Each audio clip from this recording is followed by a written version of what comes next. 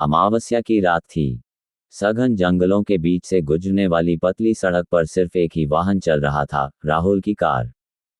राहुल अपने दोस्त के घर से देर रात लौट रहा था। आसमान में तारे भी नहीं थे और घने पेड़ों के बीच से सिर्फ कार की हेडलाइट की रोशनी सड़क पर गिर रही थी। राहुल ने रेडियो ऑन किया, लेकिन स्टेशन से सिर्फ खड़खड़ाहट की आवाज आ रही थी। उसने बोर होकर रेडियो बंद कर दिया और कार की खिड़की से बाहर झांका। तभी अचानक एक बोर्ड पर उसकी नजर पड़ी, जिस पर लिखा था, सड़क का आखिरी मोड़, सावधान रहें। राहुल को यह अजीब लगा। उसने सोचा, यहाँ तो मैं कई बार आया हूँ, लेकिन इस तरह का बोर्ड पहले कभी नहीं देखा। जैसे ही वह मोड़ के पास पहुंचा, उसने देखा कि सड़क किनारे एक महिला खड़ी थी। सफेद साड़ी में लिपटी वह महिला राहुल की तरफ इशारा कर रही थी। राहुल को थोड़ा अजीब लगा, लेकिन उसने गाड़ी रोकी। महिला ने कहा, भाई साहब, मुझे थोड़ी दूर तक छोड़ देंगे? मेरी तबीयत ठीक नहीं है। राहुल ने सहमति में सिर हिलाया। महिला कार की पिछली सीट पर बैठ गई। राहुल ने गाड़ी आगे बढ़ाई। कुछ मिनट तक दोनों के बीच खामोशी रही। तभी राहुल को लगा कि कार के अंदर ठंडक बढ़ रही है। उसने हीटर ऑन किया, लेकिन ठंड और बढ़ गई। उसने शीशे में पीछे देखा तो महिला अपना चेहरा नीचे किए बैठी थी। आप ठीक हैं? राहुल ने पूछा। महिला ने धीरे से सिर हिलाया, लेकिन कुछ कहा नहीं। राहुल ने ध्यान दिया कि सड़क पर एक अजीब सा कोहरा फैलने लगा है। उसने गति धीमी कर दी। जैसे ही कोहरा गहराया, राहुल को महसूस हुआ कि सड़क खत्म होने का नाम ही नहीं ले रही। वह पिछले आधे घंटे से गाड़ी चला रहा था, लेकिन उसे कोई गांव या चौराहा नजर नहीं आ रहा था। तभी महिला ने अचानक कहा, आप इस सड़क पर कितनी बार आए हैं? राहुल चौंक गया।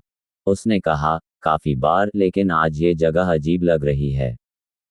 महिला ने ठंडी आवाज में कहा, क्योंकि तुम इस सड़क पर आखिरी बार जा रहे हो। राहुल का दिल जोर से धड़कने लगा। उसने शीशे में देखा, लेकिन महिला का चेहरा धुंधला और विकृत दिख रहा था।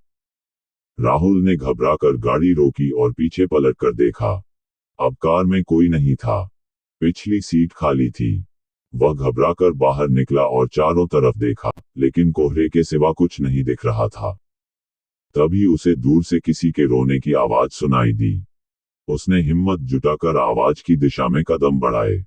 सड़क के किनारे एक पुराना मंदिर था।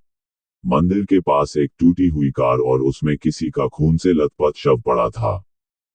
राहुल पहचान गया, यह उसकी ही कार थी। और शव, वह खुद का था। राहुल समझ नहीं पा रहा था कि यह सब क्या हो रहा है। तभी उस महिला की आवाज हवा में गूंज उठी, राहुल, ये सड़क उन लोगों को अपने जाल में फंसाती है जो अमावस्या की रात इसे पार करने की कोशिश करते हैं। अब तुम भी इस सड़क का हिस्सा बन चुके हो। राहुल चिल्लाया, नहीं, ये झूठ है। लेकिन उसके चिल्लाने की आवाज जंगल में गुम हो गई। अगले दिन सुबह गांव के कुछ लोग जंगल के पास से गुजर रहे थे। उन्हें सड़क के किनारे राहुल की कार मिली, जो पेड़ से टकराई हुई थी। अंदर राहुल का शव था। गांव वालों ने पुलिस को बुलाया। ये घटना सभी के लिए एक रहस्य थी। लेकिन उस सड़क से गुजरने वाले हर व्यक्ति को अब सड़क का आखिरी मोड़ के बोर्ड से सावधान कर दिया गया था। उस दिन के बाद से कई लोगों ने रात के समय उस सड़क पर सफेद साड़ी में एक महिला को देखने की बात कही।